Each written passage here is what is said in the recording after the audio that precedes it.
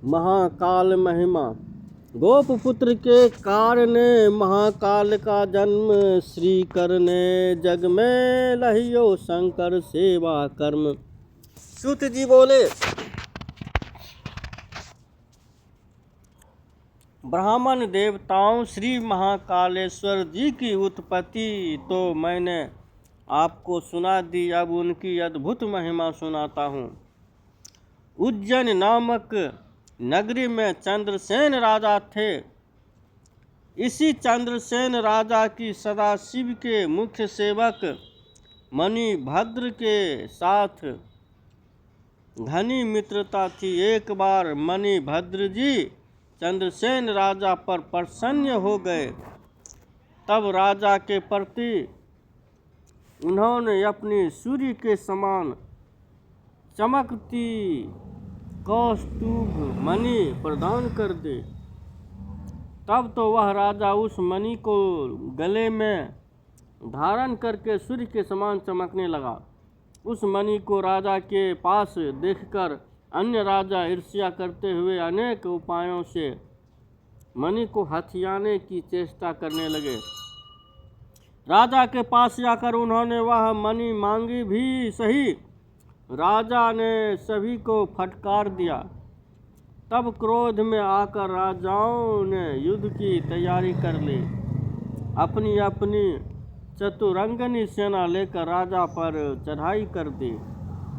यह देख उस राजा ने महाकालेश्वर महादेव जी की शरण ली। ठीक उसी समय एक गोपी आई। उसकी गोप में 5 वर्ष का बालक था। गोपी विधवा थी। यह दोनों वहां बैठकर राजा सहित शिव पूजन को देखने लगे। राजा द्वारा शिव पूजन को भली भांति देखकर उस बालक को लेकर गोपी अपने घर चली गई।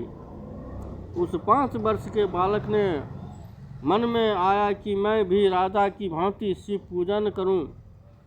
तब तो वहीं से एक पत्थर ढूंढ लाया। उसे घर में स्थापित करके गंध पुष्प फूल धूप नैवेद्य आदि का मन में विचार करके वैसे ही पूजन करने लगा।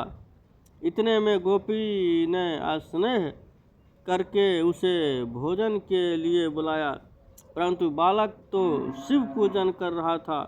माता को क्या मालूम था कि बालक क्या कर रहा है। बालक ने माता का बुलाना सुन ही नहीं। तब माता बालक के लिए स्वयं वहां पहुंची तो देखा कि बालक की आंखें बंद किए आसन पर बैठा था।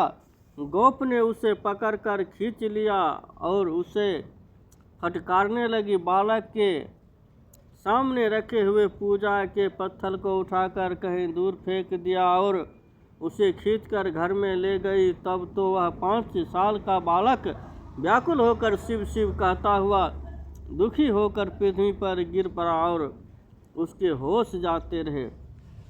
उसकी माता ने जब पुत्र की यह दशा देखी तो उसके भी होश जाते रहे।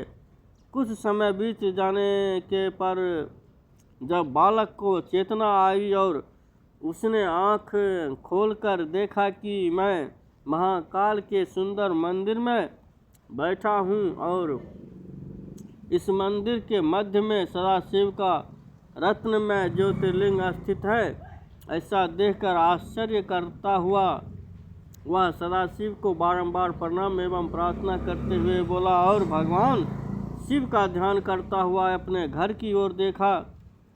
वहाँ अपने रहने का बहुत सुंदर घर देखकर वह आश्चर्य में पड़ गया। फिर माता की ओर देखा। उसकी माता तो अमूल्य आभूषण धारे रत्न जटिल पलंग पर सो रही थी। तब बालक की प्रसन्न होकर माता को जगाया और उस सदाशिव की प्रसन्नता का समाचार सुनाया। गोपी यह सुन तथा देखकर प्रसन्न हो गई। इधर जब राजा के शिव पूजन का नियम पूर्ण हुआ तो गोपी पर शंकर जी की कृपा का समाचार राजा को मालूम हो गया। राजा भी अपने मंत्रियों को साथ लेकर गोप के घर पहुंचा। वहां भगवान शंकर की कृपा का प्रभाव देखकर उसने आश्चर्य की सीमा न रही। राजा एवं अन्य लोग ने मिलकर राजा भर बड़ा उत्सव मनाया। प्रातः काल यह समाचार नगर भर में फैल गया। गोपी के घर भगवान शंकर जी का दर्शन करने नगर भर के लोग आने लगे। चंद्रसेन राजा पर चढ़ाई करने वाले राजाओं ने भी यह बात सुन ली। उन्होंने मान लिया कि इस उज्जैन नगरी का सदाशिव की परम कृपा है। इस नगरी का महाराज चंद्रसेन महाकालेश्वर शंकर का परम भक्त है। इसको हम कभी भी नहीं जीत सकते हैं। इसके साथ मित्रता कर लेने में ही हमारा कल्याण है। इस प्रकार विचार करके अपने अस्त्र शस्त्र आदि त्याग कर राजा लोग गोपी के घर शंकर के दर्शन करने चले गए। वहाँ बालक की भक्ति सदाशिव का ज्योतिर्लिंग देखकर सभी आनंदित हुए।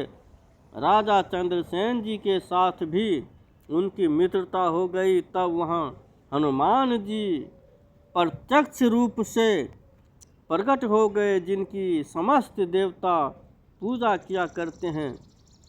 उनके दर्शन करके सभी राजा लोग चंद्रित होकर प्रेम पूर्वक उनकी पूजा करने लगे। इसके बाद हनुमान जी ने गोपी के बालक को उठाकर अपने गले से लगाया। फिर राजाओं की ओर देखकर बोले कि हे राजाओं तथा मनुष्यगण,